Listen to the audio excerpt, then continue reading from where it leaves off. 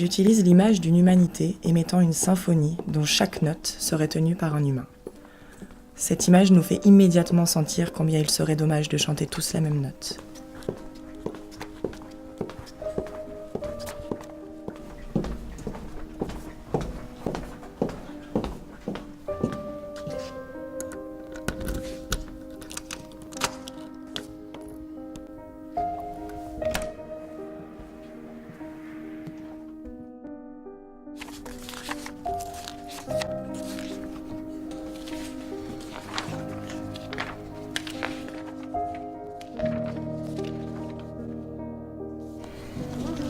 Bonjour. Bonjour. Et bonjour. Bonjour.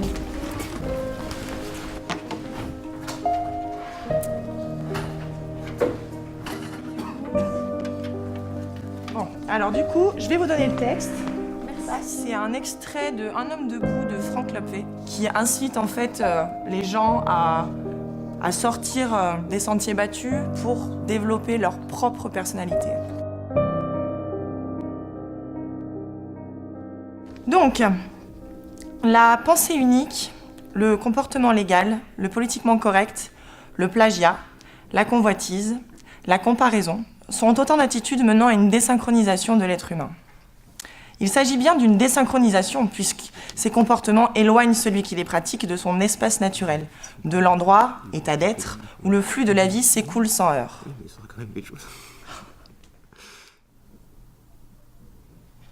D'accord, donc il n'y a personne qui écoute en fait.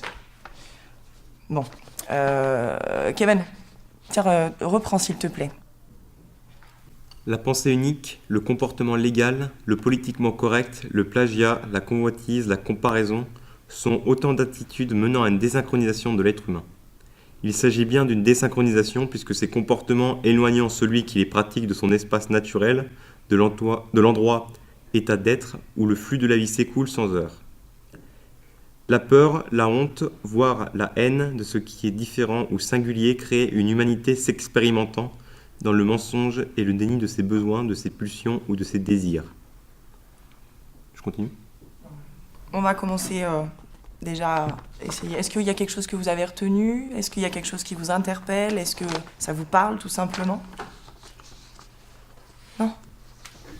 Bah, moi il y a quelque chose qui m'interpelle en fait, c'est la désynchronisation, c'est le terme en fait qui me dérange puisqu'il faudrait qu'il y ait une synchronisation déjà.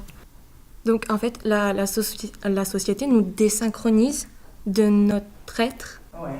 Et donc il faudrait en fait se remettre à notre origine et se désynchroniser de la société.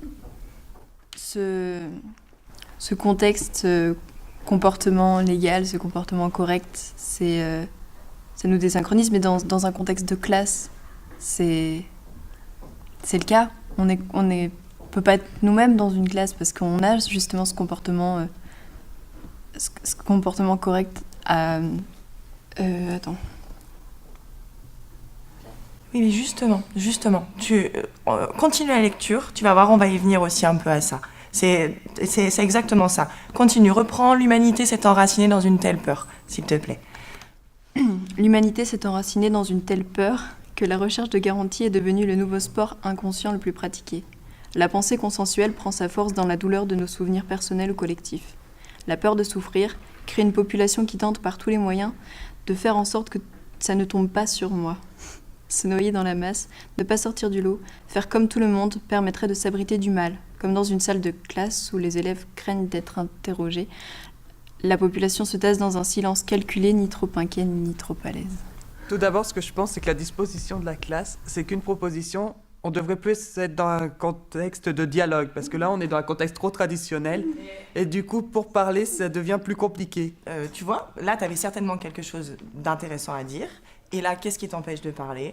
Les autres, le cadre, etc., etc. Donc, ce qu'on va faire, là, tout de suite, en fait, vous allez vous lever, et le cadre, on va le briser.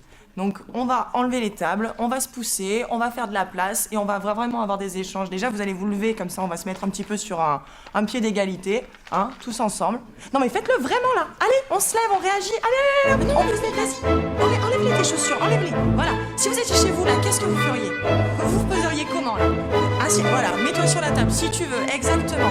Allez-y, vivez là, faites ce que vous avez envie de faire, allez-y. Voilà, allez, ben voilà. Ouais, du coup, on est bien à l'aise là quand même.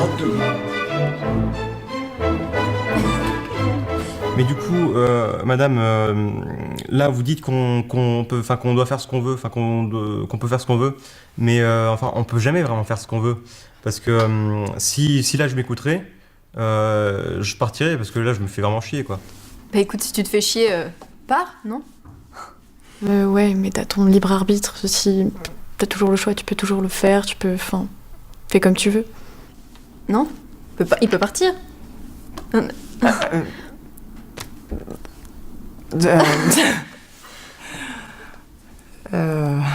Non, mais c'est vrai que c'est un peu ce que j'essaie de vous expliquer depuis tout à l'heure. Alors, je peux pas clairement te dire non. Si oui, effectivement, si t'as envie de partir, pars. Maintenant, il me semble que c'est quand même un peu important ce qu'on est en train de faire là. Alors, On peut se dire les choses du coup.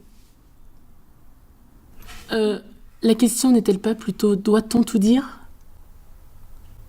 Bah, moi, je suis pas trop d'accord parce que, par exemple, avec ma sœur, on n'a pas forcément besoin de tout se dire parce qu'on peut se faire comprendre même avec un seul regard, par exemple. Donc, c'est pas nécessaire, je pense. Après, ça dépend des personnes, mais c'est pas indispensable. Voilà. Le problème, Esra, c'est qu'on n'a pas tous une sœur avec qui communiquer par la pensée ou par le regard. Moi, par exemple, pour me faire comprendre, il faut que j'utilise la parole parce qu'avec les arrière-pensées, on ne peut pas toujours tout deviner, les émotions par le simple toucher ou le regard. Ça me paraît un peu difficile. Non ?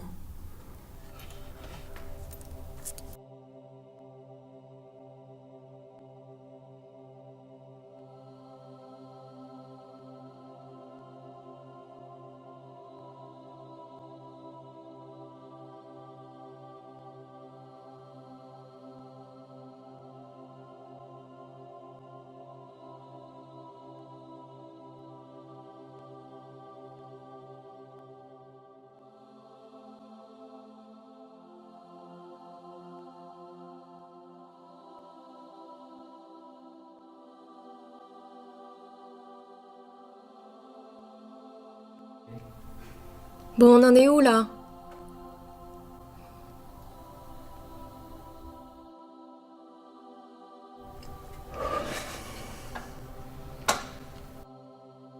C'est un peu le bordel.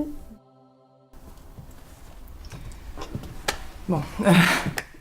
Je viens de prendre conscience que je vous demande depuis tout à l'heure que j'essaie de vous expliquer quelque chose que je suis parfaitement incapable de faire. Oui, c'est beau de tenir sa note, c'est beau de sortir du rang, c'est beau de briser les règles. Mais en fait, non, on peut pas tout se dire. Je peux pas tout te dire.